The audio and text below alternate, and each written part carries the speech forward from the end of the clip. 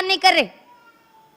याद रखिए, ये तीसरी चीज थी जो अगर लड़का सुन्नत के मुताबिक करता है तो हम नाजायज उसको तसव्वुर करते हैं। कैसा कर रहे भाई, क्या भी कैसा नहीं ले रहे, कुछ तो भी सोच रहे होंगे, क्या तो भी होगा प्लानिंग।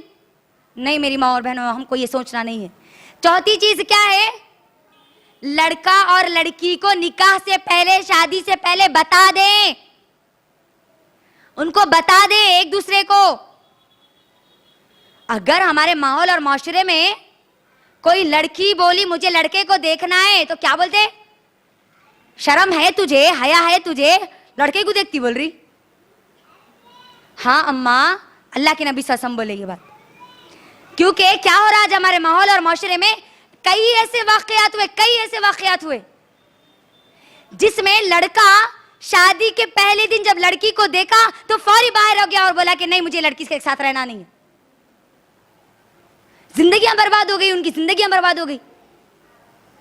अल्लाह के नबी जो कहते हैं जो है जायज है, हम उसको नाजायज तसव्वुर करते हैं। लड़कों को बताओ लड़कियों को, और लड़कियों को बताओ लड़कों को।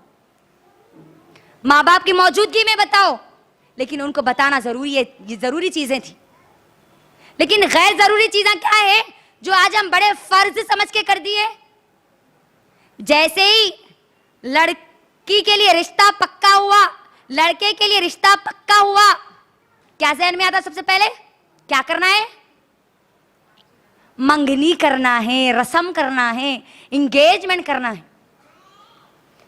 रस्म कई को कर रहे जी अम्मा, बल्कि मैं एक बहन से सवाल कर रहे थे, कई लोगों से जब पूछे ना तो क्या बोले मालूम, बात पक्की कर रहे। कहते क्या कर रहे, बात पक्की। सुनो आप गौर से, यहां पर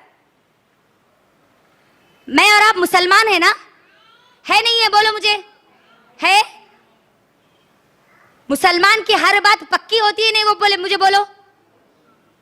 मुसलमान की हर बात पक्की होती है, और जो ये कहता है कि मैं रस्म करके बात को पक्की कर रही हूं या कर रहा हूं, तो वो मुसलमान कच्चा है, झूठा है, वो मुसलमान ही नहीं है। क्योंकि अल्लाह के नबी सल्लल्लाहु अलैहि वसल्लम ने क्या कहा, एक मर्तबा सहाबा आके कहते हैं अल्लाह के नबी, क्या मुसलमान, क्या मोमिन बुज़दिल हो सकता है? अल्लाह के नबी ने कहा हो सकता है। क्या मुसलमान या मोमिन कमजोर हो सकता है? हाँ हो सकता है। ऐ अल्लाह के नबी, क्या मुसलमान या मोमिन झूठा हो सकता है? अल्लाह के नबी ने कहा नहीं, एक मुसलमान एक मोमिन झूठा नहीं हो सकता। आज हमारे पास रस्म के नाम पर आप देखिए कितने, हम हजारों लाखों रुपए आज बर्बाद कर रहे, और सवाल करते ये, कॉल करके पूछते ये कई हमारी लड़कियां, रस्म में क्या क्या करना कहते। मैं एक सवाल करती, अब आप मुझे इसका जवाब दो। अगर आपको कहीं ये पूछे जिना में क्या क्या करना, क्या बोलते आप? जवाब बोलो, क्या बोलते बोलो? जिनाइज करना नहीं है तो जिना में क्या क्या करना है वो पूछ रहे नहीं। रस्मिज करना नहीं है तो रस्म में क्या क्या करना है वो बोलना। बरी का लेके जाना इधर से उधर, इधर की बरी उधर, उधर की बरी इधर, इधर के कपड़े उधर, उधर के कपड़े इधर, इधर की पाउडर लिपस्टिक इधर, उधर की पाउडर लिपस्टिक उधर, इधर की चूड़ियां उधर, उधर की चूड़ियां इधर, इधर की सैंडल इधर, उधर की सैंडल इधर। क्या बना लिए, ये मजाक बना लिए। मेरी बहनों देखो, आप अपनी जिंदगी में देखो, जो रस्म हम करती है ना, और रस्म करते भी कौन? लड़की वाले नहीं, रस्म करना कौन? लड़की वाले। और कैसा करना? धूमधाम से करना, फंक्शनल लेके करना। वो बाप रस्म में आधा कंगाल हो जाता, शादी में पूरा फकीर बन जाता, जहेज पूरा कर्ज लेके देता, और जिंदगी भर वो कर्ज को अदा करते रहता। गौर करो आप, अल्लाह के लिए ये जो रस्म कर रही है ना हम, इसका कोई इस्लाम में तसव्वुर नहीं है, कोई इसका तसव्वुर नहीं है। दूसरी चीज, हमारे पास निकाह जैसे ही आता है दिमाग में, लड़का अगर पैदा हुआ तो फौरी आ जाता, हाँ इन्हें 2 लाख का 3 लाख का अच्छा टिकट आ गया, अरे भाई अपने हाथ को। बेटी जैसे पैदा होती ना, बचपन से माँ बाप को ये फिक्र लगी हुई होती है कि मेरी बेटी के लिए मुझे जहेज जमा करना है, उसकी शादी में मुझे जहेज देना है। मेरी बहनों, आज आप देखिए जहेज का डिमांड बढ़ता जा रहा, बढ़ता जा रहा, बढ़ता जा रहा। गरीब लड़कियां घर में बूढ़ी हो रही है, खुदकुशियां कर रही है, जिना की तरफ जा रही है, मर रही है। वो जहेज देकर ये नुकसान कर रहे हैं गरीब लोगों का, और जो जहेज दे रहे हैं ना, उसमें अगर कुछ कमी कोताही हो गई ना, तो फिर वहां पर अलग मर रही है हमारी लड़कियां। जहेज क्या है मालूम है? हराम है, हराम है, हराम है। क्या क्या देते हैं हम जहेज में? हुंडा देते हैं। पहले हुंडा नहीं, हुंडा देते, पैसे देते, सामान देते, पलंग बिस्तर देते, गाड़ी देते। ये सब हराम है। कैसे हराम है मालूम है? जैसे सुअर हराम है ना, वैसे हराम है। सुअर जैसा हराम है ना, जहेज भी वैसी हराम है। और जो पलंग बिस्तर लेता है ना, वो बिस्तर नहीं है, वो सुअर की खाल है जिसपे वो सोता है।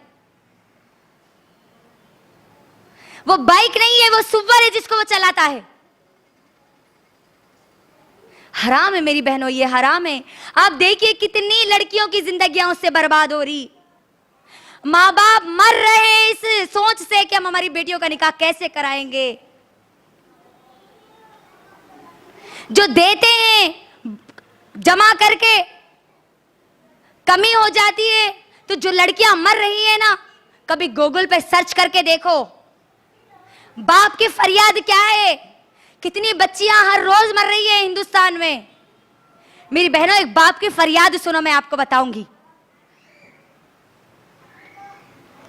देखिए ये क्या है इसके अंदर, पढ़िए।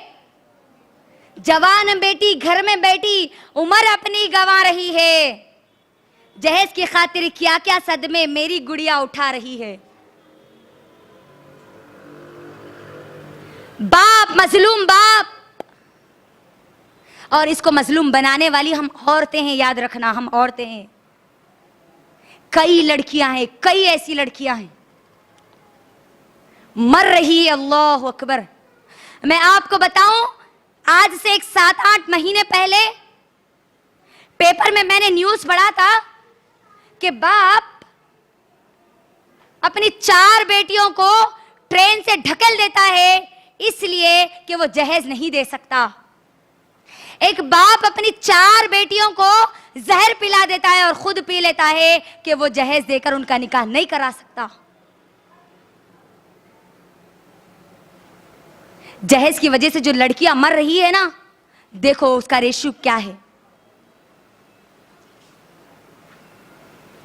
आप NCRB, national crime record bureau, वो क्या कहता है सुनिए आप। ये मत सोचो कि किसी और की लड़कियां हैं, ये किसी और की लड़कियां हैं, कल तुम्हारी लड़कियां होंगी। बाजू वालों के घर को आग लगेगी, तुम नहीं बुझाओगी तो तुम्हारा भी घर जल जाएगा। क्या है वो रिपोर्ट, सुनिए यहां पर। 21 dowry deaths are reported across the country every day। 21 dowry death होते हैं जहेज के लिए, मरती है इंडिया में हर रोज 21 लड़कियां मरती है। 21। और किसके लिए? यहां वजह बता रहे, देखो लास्ट में। Either they were born alive or forced to commit suicide। या तो वो जिंदा जला दी जाती है जहेज के लिए, या फिर वो सुसाइड कर लेती है। ये रिपोर्ट है मेरी बहनों, ये रिपोर्ट है। ये देखिए आप अपनी बेटी को जहेज का सामान देकर फांसी का पंदा उसके लिए तैयार कर रही है। मैं आपको कैसे कितनी मिसालें बताऊं मेरी बहनों कि जहेज के लिए बहू को जला दिया गया, लड़कियों ने खुदकुशी कर ली, फांसी लगा ली। रेशू देखिए आप, दिन ब दिन जहेज के लिए जो लड़कियां मर रही है ना, मारी जा रही है ना, उसका रेशू बढ़ता जा रहा, बढ़ता जा रहा, बढ़ता जा रहा, कम नहीं हो रहा। हम हमारे माहौल और माशरे में सुनते हैं कि घर में गैस सिलेंडर फटा और सास मरी। सुनते कौन मरी? यही सुनते नहीं, बहू मरी। कभी सुने सास मरी बोल के? और ये जहेज देने वाले भी क्या कहते हैं? खुशी से दे रहे, खुशी से दे रहे। तेरी बेटी है ना, तो कौम की बेटियां भी तेरी बेटियां है ना, तो फिर उन सबकी शादियां करा। और सबकी बेटियों की अगर इन्हें शादी कराया तो खुद कंगाल होके रोड पे भिखारी बन के भीख मांगता फिर उन्हें। मेरी बहनों, अल्लाह के लिए इस लानत से बचो। देखो हमारे सहाबा की शादियां कैसी हुई। अब्दुर्रहमान बिन औफ रजी अल्लाह तआला अन्हु की शादी, जब उनकी निकाह हुआ ना, अल्लाह के नबी को भी नहीं मालूम। वो फजर की नमाज के लिए आते हैं, उनके जिस्म पर, उनके कुर्ते पर एक अतर का निशान देखते हैं वो अल्लाह के नबी, और कहते हैं अब्दुर्रहमान बिन औफ, क्या तूने निकाह कर लिया? उन्होंने कहते हाँ अल्लाह के नबी, मैंने निकाह कर लिया। अल्लाह के नबी दूसरा सवाल करते, क्या तूने मेहर दिया? मेहर में क्या दिया? देखो आप यहां पर, वक्त का नबी है, वक्त का नबी, और दावत नहीं दी उन्होंने निकाह की। क्या बात मालूम हुई? निकाह के लिए सबको बुलाने की जरूरत नहीं है। अल्लाह के नबी को नहीं बुलाया अब्दुर्रहमान बिन औफ रजी अल्लाह तआला अन्हु ने। दूसरा सवाल जो अल्लाह के नबी ने किया, मेहर में क्या दिया? अब्दुर्रहमान बिन औफ रजी अल्लाह तआला अन्हु कहते हैं, मैंने अपनी बीवी को मेहर में खजूर के बराबर सोना दिया। फिर कहते हैं वलीमा किया? कहते कि नहीं, मैंने वलीमा नहीं किया। तो फिर वलीमा कर, चाहे एक बकरी ही क्यों ना हो। देखिए आप, इसमें कोई जहेज दिखा, कोई रस्म दिखा, कोई बारात दिखी, कोई बरी दिखी, कोई डीजे दिखा, कोई डांस दिखा। अब जहेज का आया तो क्या बोलते? फातिमा रजी अल्लाह तआला अन्हु को अल्लाह के नबी जहेज दिए थे। नहीं, अगर वाकई तुम अपनी जबान में सच्ची हो, फातिमा रजी अल्लाह तआला अन्हा की जैसा जहेज देना चाहती हो तो वैसा दो। क्या था वो जहेज? सुनो। अली रजी अल्लाह तआला अन्हु जब शादी की ख्वाहिश करते हैं फातिमा रजी अल्लाह तआला अन्हा से, तो अल्लाह के नबी सल्लल्लाहु अलैहि वसल्लम सबसे पहले पूछते हैं, ए अली, तुम्हारे पास देने के लिए मेहर में क्या है? क्योंकि अली रजी अल्लाह तआला अन्हु नबी सल्लल्लाहु अलैहि वसल्लम की किफालत में रहते थे, उनके पास खाते, उनके पास पीते, कहीं और मालदार नहीं थे अली रजी अल्लाह तआला अन्हु। आप यहां पर देखो मालदारी, ऐ अली तेरे पास कुछ भी नहीं है, मेरी बेटी है, नबी की बेटी है, मैं तुझे कैसा दूं? नहीं बोले अल्लाह के नबी। यहां पर क्या बोले अल्लाह के नबी? तेरे पास मेहर में देने के लिए क्या है? अली रजी अल्लाह तआला अन्हु कहते हैं, अल्लाह के नबी, मेरे पास तो कुछ भी नहीं है। क्योंकि इनकी जो शादी हुई थी जंगे बदर के बाद हुई थी। अल्लाह के नबी कहते हैं, ए अली, जंगे बदर में माले गनीमत में तुझे एक जीरा मिली थी, नहीं, वो कहाँ है? अली रजी अल्लाह तआला अन्हु कहते हैं, अल्लाह के नबी, वो तो जंगी सामान है ना। कहते हैं वो ला और बेच, जो पैसे आए उसको वो मेहर में दे। जाते जीरा को लेके बाजार में बेचने के लिए, उस्मान गनी रजी अल्लाह तआला अन्हु मिलते हैं। कहते हैं उस्मान गनी, इनको देखकर तुम क्या कर रहे हो? तो अली रजी अल्लाह तआला अन्हु कहते हैं कि मैंने निकाह का इरादा किया, अल्लाह के नबी ने मुझे मेहर में देने के लिए इसको बेच कर आओ बोले, और जो पैसे आए वो मेहर में दूंगा मैं। हमारे उस्मान गनी रजी अल्लाह तआला अन्हु अगर वो डायरेक्ट पैसे दे देते तो हमारे अली रजी अल्लाह तआला नहीं लेते। तो उन्होंने क्या किया, वो जीरा खरीद लिए उस्मान रजी अल्लाह तआला अन्हु ने, और 480 दिरहम दिए। और फिर वो रकम देने के बाद और क्या कहा, ए अली, तुम्हारा निकाह हो रहा है ना, लिहाजा मेरी तरफ से ये जीरा भी तोहफे में ले लेना। गौर करो इससे हमको क्या नुक्ता निकल रहा। लड़की को तोहफा देना नहीं है, वो लड़के को दे सकती है जो निकाह की इस्तेताअत नहीं रखता, तो उसको निकाह के लिए तैयार करने के लिए आप उसको माल दे सकती है। कोई लड़का निकाह करने की ताकत नहीं है उसके पास, महर देने की ताकत नहीं है, तो माए उनको दे महर के लिए, ये तेरे लिए पैसे हैं। लड़की को देना नहीं है। लड़की की शादी है, तुम क्या दे रहे बोलते नहीं हमारे पास। चाचा सोना देना, अंकल पलंग बिस्तर देना, आंटी सामान देना, लड़के को देना अब यहां देना है। बात आई समझ में? अली रजी अल्लाह ताला ने पैसे लेके जाते अल्लाह के नबी के पास। अल्लाह के नबी सल्लल्लाहु अलैहि वसल्लम वो महर के पैसों से एक चटाई खरीदते, एक तकिया खरीदते, एक घड़ा खरीदते, एक प्लेट खरीदते, घर के कुछ सामान खरीदते। ये है फातिमा रजी अल्लाह ताला का जहेज। अब अगर ये बोल रहे ना अल्लाह के नबी दिए थे ना जहेज, तो सबसे पहले क्या करना मालूम? दामाद का एटीएम कार्ड ले लेना। एटीएम कार्ड लेके बोलना, लाओ तुम्हारा एटीएम कार्ड दो, बेटी के वास्ते पूरे सामान लाते हम बोल के। अगर एटीएम कार्ड मांगना शुरू करे ना, हर लड़का फिर सुन्नत के मुताबिक शादी करने के लिए तैयार हो जाता। नहीं, आज हम जो जहेज का निजाम बना लिए ना, ये हिंदुआना तरीका है। हिंदुआना क्या होता है? हिंदुओं में शादी के मौके पे पूरा सामान दे दिया जाता और विरासत का हक नहीं दिया जाता। लेकिन इस्लाम ने औरत को विरासत का हक दिया। बाप की जायदाद है, प्रॉपर्टी है, भाई को 1 रुपए में से 8 आने मिलेंगे तो 4 आने बहन को मिलेंगे। भाई का आधा हिस्सा बहन को मिलेगा, उस लड़की को मिलेगा। हमारे पास भी आज ऐसे ही हो रहा, विरासत में बेटियों को हक नहीं दिया जा रहा। अल्लाह का कानून है, ये अल्लाह का हुक्म है मेरी बहनों, याद रखो, अपनी बेटियों को विरासत में हक दो। अल्लाह ने कहा देने के लिए। तो ये जहेज देने का निजाम कहां से आया? गैर कौमों से आया। अब हमारे पास निकाह के लिए जो जहेज, इसका तो हमने बता दिया कि इसका कोई तस्वुर ही नहीं है। बल्कि अब उसके बाद क्या होता है जी? हल्दी की रस्म। नहीं, कौन सी रस्म? हल्दी की रस्म। क्या करते हैं अम्मा ना हल्दी की रस्म में? पूरे गांव गली के औरतों के सामने अपने पूरे शलवार को घुटने से ज्यादा ऊपर उठा लेके, अस्तीना पूरे बगैर अस्तीन के ड्रेसा पहन लेके बैठते। नहीं, आओ अम्मा आओ, आके हम आपको हल्दी लगाओ। होता नहीं होता? बोलो। आप गौर करो, आपका सत्र का हिस्सा आप गैर औरत को बता रहे हैं, वो सत्र का हिस्सा जो आप अपने शौहर के अलावा किसी को नहीं बता सकती। और ये कहां से आई? ये चीज हल्दी की रस्म कहां से आई?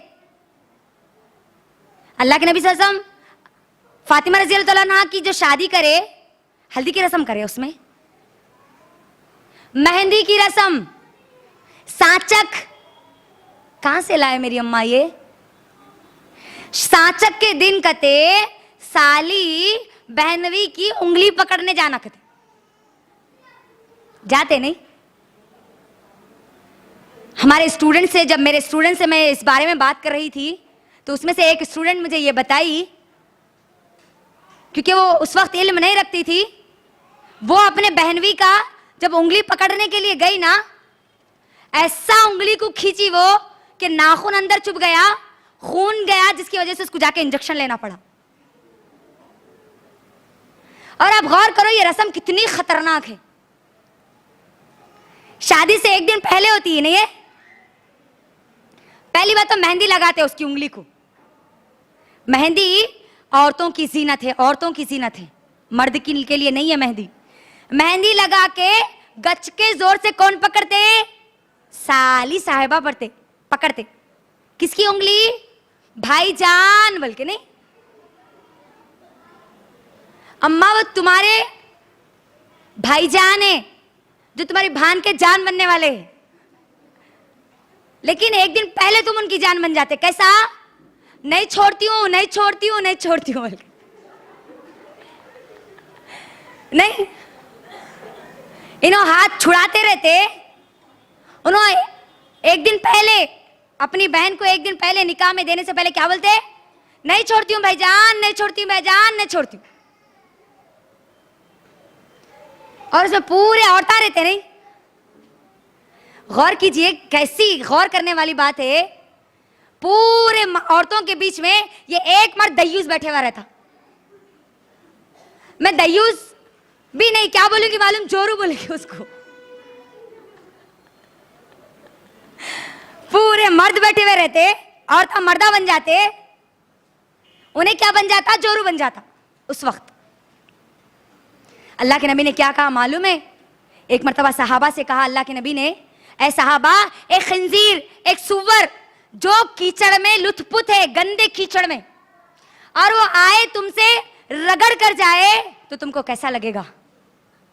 अल्लाह के नबी के सहाबा ने कहा, अल्लाह के नबी, हम हरगिज गवारा नहीं करेंगे कि कोई सुअर आए जो इतना गंदा है वो आके हमसे चिपक के जाए।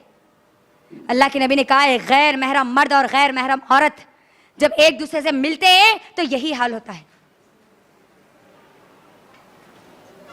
और क्या करते, दूसरे आदमियों की उंगली रखते नहीं, पहले उंगली पहचानो बोले, उन्हें सौंप पे एक से गैर महरम की उंगलियां पकड़ लेते जाती। तुम्हारे भाईजान जो है ना, जीजू जो है ना, वो तुम्हारे गैर महरम है, याद रखो, गैर महरम है। उनके सामने सच धज के जाने के बजाय आप चेहरा भी खुला रख के नहीं जा सकती। भाईजान, बहन के बनने वाले जान, तुम्हारे गैर महरम है, याद रखो, गैर महरम है। तो ये हल्दी की रस्म, मेहंदी की रस्म, सांचक करना, ये गैरों का तरीका है, मुसलमानों का तरीका नहीं है। आप देखो, हिंदू की शादी और एक मुसलमान की शादी देखो, आप गैर मुस्लिम की शादी और मुस्लिम की शादी, उसकी भी शादी में रस्म, इसकी भी शादी में रस्म, इसकी भी शादी में हल्दी, इसकी भी शादी में हल्दी, इसकी भी मेहंदी, इसकी भी मेहंदी, इसकी भी सांचक, इसका भी सांचक, इसका भी ढोल बाजा, इसके पास भी ढोल बाजा, इसके पास भी डीजे, इसके पास भी डीजे, इसके पास भी डांस, इसके पास भी डांस। वहां पर खाली फर्क कितना रहता मालूम? पंडित साहब वहां मंत्र पढ़ते, खाजी साहब यहां आयते पढ़ते, इतना ही। सुनो अल्लाह के नबी सल्लल्लाहु अलैहि वसल्लम की हदीस। अल्लाह के नबी सल्लल्लाहु अलैहि वसल्लम कहते हैं, मन तशब्बहा बिकौमिन फहुवा मिनहुम, जो शख्स भी जिस कौम की मुशाबियत करेगा वो उन्हीं में से हो जाएगा, वो उन्हीं में से होगा। तुम सुन्नत के मुताबिक अगर निकाह करोगी तो मुसलमान बाकी रहोगी, गैर कौमों की तरह अगर निकाह करोगी तो उन्हीं में फिर कल क़यामत के दिन तुम्हारा शुमार होगा। कोई रस्म इस्लाम में नहीं है और ना निकाह के दिन की दावत है। आप देखो, अब्दुर्रहमान बिन औफ रज़ी अल्लाह तआला अन्हु को पूछे अल्लाह के नबी, निकाह की दावत में कई को ने बुलाया रे बोल के पूछे। अल्लाह के नबी की 11 बीवियां थी, 11 जो शादियां हुई उसमें किसी में भी निकाह का खाना नहीं था। 4 बेटियां थी, 4 बेटियों में भी किसी में भी निकाह का खाना नहीं था। याद रखो, आज हमने जो रिवाज बना लिया है ना, इसको बंद करो अल्लाह के लिए।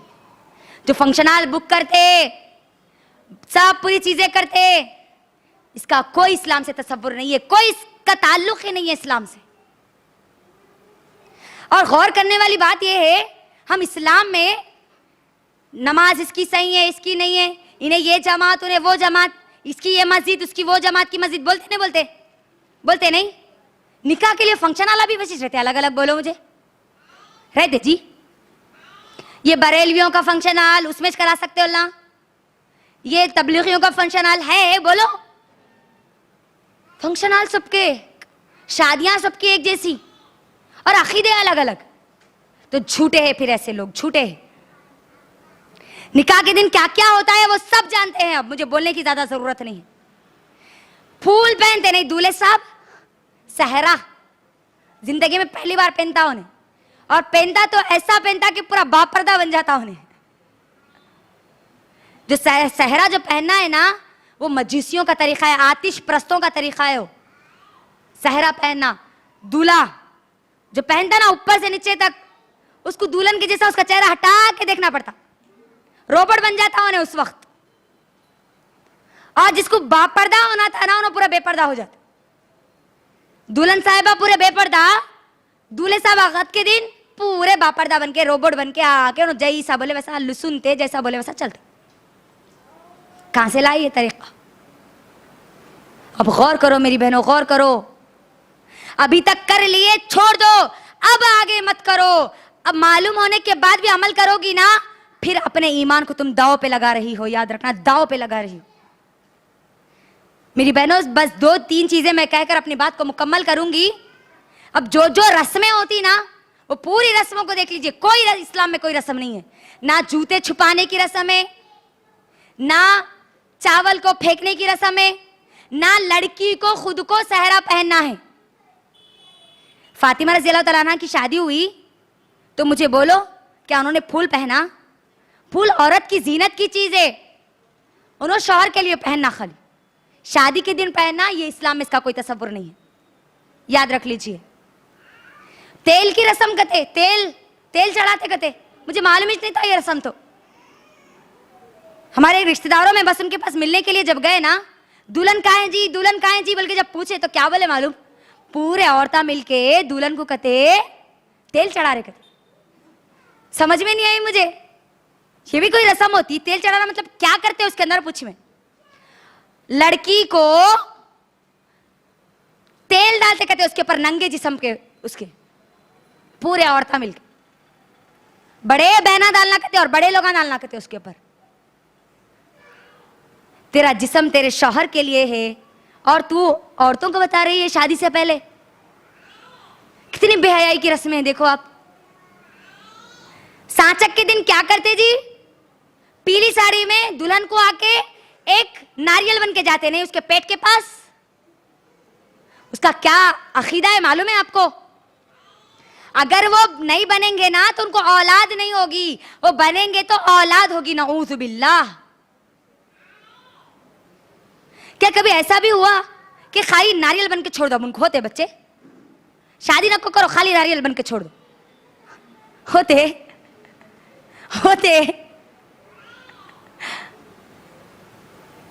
कितना खराब अकीदा है देखो आप, कितने गंदे अकीदे हैं। अल्लाह के लिए मेरी बहनों अपने आप को दुरुस्त कर लो। इस्लाम में इन रस्मों का कोई तसव्वुर नहीं है। जहेज देना छोड़ दो। तारीख में वाक़यात उठा के देखो, जिन जिन लोगों ने भी अपनी बेटी को जहेज दिया उनको सिवाय जिल्लत और रुसवाई के और कोई चीज नहीं मिली। मशहूर वाक़या मीर तक़ी मीर का वाक़या, कौन है मालूम? मीर तक़ी मीर शायर है, माशाअल्लाह। कब का शायर है मालूम है?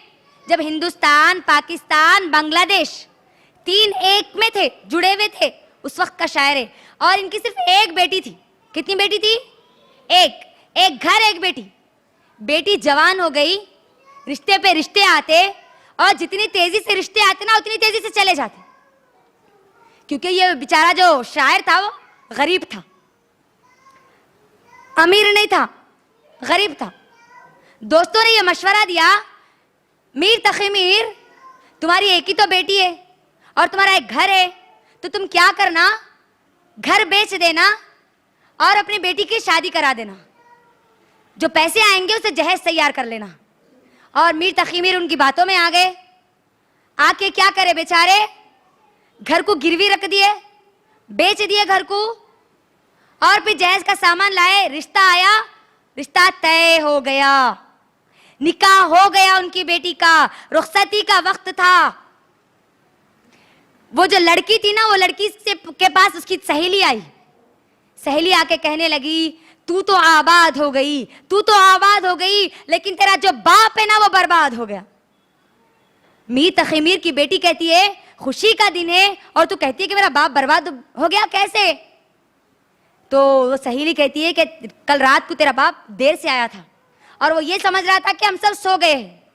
वो तेरी माँ को कह रहा था कि बेटी की शादी के 2 दिन बाद हमको घर खाली करना है। अब तेरा बाप तो बर्बाद हो गया, ना जाने तेरा बाप कहां कहां की दर दर की ठोकरें खाता रहेगा। ये बेटी ये सदमे को अपने दिल में बिठा लेती है, बाप की इज्जत रखने के लिए रुखसत हो जाती है, और जब ससुराल पहुंचती है, जब लड़की के करीब लड़का आता है, इतनी जोर से वो चीख मारती है कि उसका इंतकाल हो जाता है। बाप मीर तकी मीर को इत्तला दी जाती है कि आपकी बेटी का इंतकाल हो गया। गौर कीजिए, रुखसती हुई और कुछ देर बाद मालूम हुआ कि बेटी का इंतकाल हो गया। मीर तकी मीर आता है, बेटी कफन में लेटी हुई है, कफन का चेहरा हटाता है, कफन जो चेहरे पे ढापा हुआ था वो हटाता है और हटाकर एक शेर कहता है जिसको शायर ने हमेशा के लिए जिंदा रख दिया। अब आया है आराम जह इस नामुरादी में, कफन देना भूले थे हम असबाब शादी में। क्या कहते हैं वो? अब आया है ए आराम जह इस नामुरादी में, कफन देना भूले थे हम असबाब शादी में। सब दिए थे मैंने, सब कुछ दिया, सिर्फ कफन देना भूल गया था। कितनी ऐसी लड़कियां हैं मेरी बहनों जो शादी के दिन मर जाती है या भाग जाती है, खुदकुशी कर लेती है। अल्लाह के लिए, अल्लाह के लिए ये लानतों को रोको। आप अगर खुद नहीं रोकेगी ना, मेरी ऐसी हजारों तकरीरें करके बेकार है। प्रैक्टिकल आपको उठना पड़ेगा, आपको यह अहद करना पड़ेगा, मैं अपनी बेटी का निकाह सुन्नत के मुताबिक करूंगी, नहीं तो नहीं करूंगी। मेरे बेटे का निकाह सुन्नत के मुताबिक करूंगी, मेरे बेटे को मर्द बनाऊंगी मैं, फिर उसका निकाह कराऊंगी। वरना ये रस्म रिवाज के दलदल में फंसे हुए नौजवानों की तरह मैं अपने बच्चों का निकाह नहीं कराऊंगी। दीनदारी को तरजीह दोगी तो फायदा क्या होगा? सुनो, मैंने कहा था आपको, मैं आगे बताऊंगी। अब्दुल्ला बिन मुबारक, कौन है अब्दुल्ला बिन मुबारक? पहले जो मुबारक है ना, सुनो, वो मुबारक एक शख्स है मेरी बहनों। मुबारक शख्स कौन है वो सुनो। ये वो शख्स है जो अपने मालिक के अनार के खेत में काम किया करते थे। मालिक ने पहले दिन कहा कि इस बाग की रखवाली करना, और मुबारक क्या करते थे? जो काम मालिक दिया वो करते थे। एक दिन जो मालिक था उसका दोस्त आया, उस मालिक ने मुबारक से कहा कि ए मुबारक, मीठे अनार लाओ, मीठे अनार लाओ। मुबारक गए, दौड़ते हुए गए और कुछ अनार लाए, लेकिन देखा तो खट्टे थे। मालिक ने कहा मुबारक मीठे अनार, मीठे अनार। मुबारक भागते हुए गए, फिर अनार लाए, फिर वो खट्टे निकले। फिर मालिक ने कहा मुबारक मीठे अनार, मीठे मीठे अनार बोल रहा हूं मैं, मीठे। मुबारक ने कहा मालिक, जिस दिन से मैं यहां नौकरी कर रहा हूं, आपने मुझे कहा था कि बाग की रखवाली करना। मैंने आज तक ये टेस्ट नहीं किया कि कौन सा अनार मीठा है और कौन सा अनार खट्टा है। वो जो दोस्त रहता ना, दोस्त के ऊपर इसकी ये दियानतदारी इतना असर होती है कि वो दौड़ता हुआ अपने घर जाता है और जाकर बीवी से कहता है, बीवी सुनो, मेरे दोस्त के पास एक शख्स है जो उसके पास नौकरी करता है और उसकी दियानतदारी ये है। तो मालूम है बीवी का जवाब क्या था? हमारी जैसी अगर औरतें होती ना तो ना जाने क्या कहती। क्या कहा मालूम उस औरत ने? आप अपनी बेटी का रिश्ता पक्का करके आए, फिर ऐसे दियानतदार लड़के हमको नहीं मिलेंगे। वो शख्स कहता है, वो दोस्त कहता है उस मालिक का कि मैं इसीलिए घर आया हूं ताकि तुम्हारी मर्जी और बेटी की रजामंदी पूछ लूं। वो मां कहती है जाओ, पहले जल्दी जाओ, जाके वो लड़के का रिश्ता पक्का करके अपनी बेटी से। वो दोस्त दौड़ते हुए जाते हैं, जाकर कहते हैं, वो मुबारक को पूछते क्या तुम्हारा निकाह हुआ? मुबारक कहते नहीं, नहीं हुआ। निकाह करोगे मेरी बेटी से? हाँ करूंगा। निकाह हो जाता है और वो शख्सियत पैदा होती है जिसको अल्लाह ने कयामत तक उनका नाम बरकरार रख दिया। कौन? उनके बेटे अब्दुल्ला बिन मुबारक, जो इमाम बुखारी रहीमहुल्लाह के उस्ताद है, जिनकी नजर से जब तक पूरी फिक़े हदीस उनके खौल के बगैर नहीं गुजरती, वो काबिल कबूल नहीं होती। इमाम बुखारी रहीमहुल्लाह के उस्ताद है ये अब्दुल्ला बिन मुबारक। देखो अल्लाह ने उनके नाम को कैसा क़यामत तक बरकरार रख दिया। कोई हदीस इनके कौल के बगैर नहीं गुजरती, कोई हदीस नहीं गुजरती इनके कौल के बगैर। दीनदारी को तरजीह दिए, नौकर है, कुछ भी नहीं है, नहीं देखे दीनदारी है, दियानतदारी है उसके पास। देखो कैसा अल्लाह ने बरकतें दी। अगर हम भी दीनदारी को तरजीह देंगे ना, फिर हमारे भी पेटों से ऐसी नस्लें पैदा होगी जो अल्लाह के दीन को बुलंदियों पर लेकर जाएगी, और अल्लाह ऐसी नस्लों के नामों को क़यामत तक बरकरार रखेगा। याद रखना, क़यामत तक बरकरार रखेगा इंशाअल्लाह। उमर बिन खत्ताब रजी अल्लाह ताला अन्हु के पास, उमर बिन खत्ताब रजी अल्लाह ताला अन्हु अल्लाह के नबी सल्लल्लाहु अलैहि वसल्लम के पास आते हैं और कहते हैं, अय अल्लाह के नबी, आप बताइए सबसे बेहतरीन दौलत क्या है। ये आखिरी स्टेप है मेरा, इसके बाद मैं अपनी बात को मुकम्मल करूंगी इंशाअल्लाह। सुनो अब यहां पर उमर बिन खत्ताब रजी अल्लाह ताला अल्लाह के नबी से पूछ रहे कि सबसे बेहतरीन दौलत क्या है। अल्लाह के नबी कहते हैं, तुझे मालूम करना है सबसे बेहतरीन दौलत क्या है। तो अल्लाह के नबी ने कहा, सबसे बेहतरीन दौलत है शुक्र करने वाली जबान, जिक्र करने वाला, शुक्र करने वाला दिल, जिक्र करने वाली जबान, और तू ऐसी दीनदार लड़की से शादी कर, नेक दीनदार बीवी जो तेरी ईमान में मदद करे, दीन में मदद करे, आखिरत में मदद करे, दीन के कामों में मदद करे। ये दुनिया की सबसे बड़ी दौलत है, सबसे बड़ी दौलत बोले अल्लाह के नबी। शुक्र करने वाला दिल, जिक्र करने वाली, तीसरा नेक बीवी, दीनदार बीवी जो मर्द को आखिरत की तरफ बुलाए, दीन की तरफ बुलाए। देखो आप, दुनिया की सबसे बड़ी दौलत है, सबसे बड़ी दौलत। अपने बेटों के लिए दीनदार लड़कियों को तरजीह दो मेरी बहनों, दीनदार लड़कियों की। दीनदारी के नाम पे खाली टाइटल लगा के नको घुसो। आज हमारे पास होता है ना, दीनदार लड़कियों ना, दीनदार लड़कियों ना, उसके बाद क्या बोलते हैं? अंदर घुसने के बाद जो भी देना है वो आप आपकी मर्जी से दे दो, हम हमारी बड़ी बहू को लाए कि नहीं तो उनको 7 तोले सोना डाले थे, ये सामान दिए थे। तू दीनदार है अम्मा, दीनदार है तू?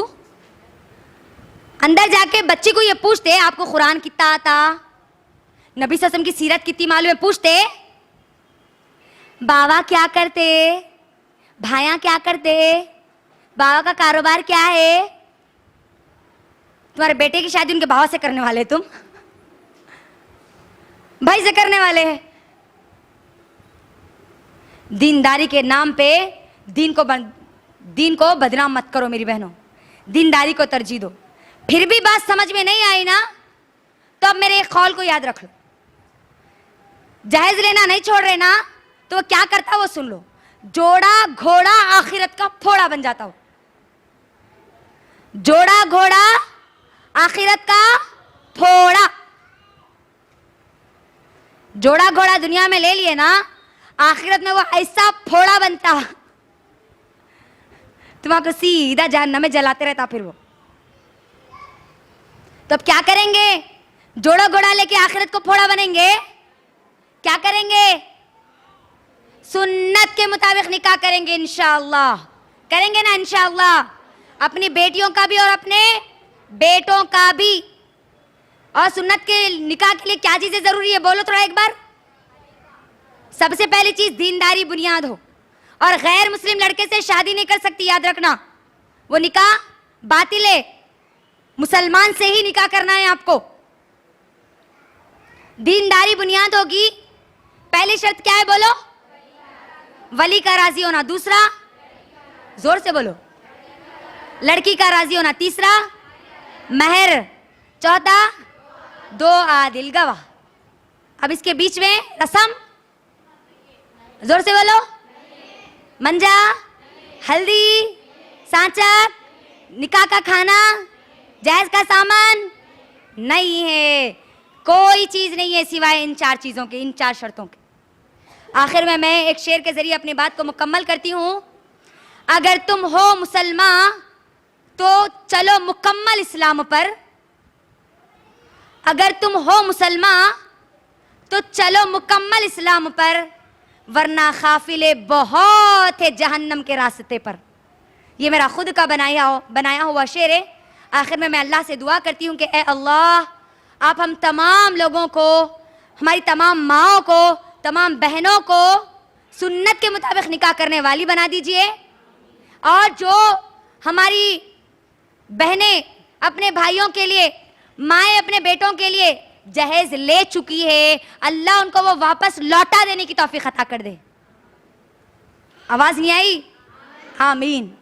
और इन तमाम बातों से अफजल है अल्लाह, आप हम सबको अमल की तौफीक दे दीजिए, अमल की तौफीक दे दीजिए, अमल की तौफीक दे दीजिए। व आखिरु दावाना अनिल हम्दुलिल्लाहि रब्बिल आलमीन। अस्सलामु अलैकुम व रहमतुल्लाहि व बरकातुहू।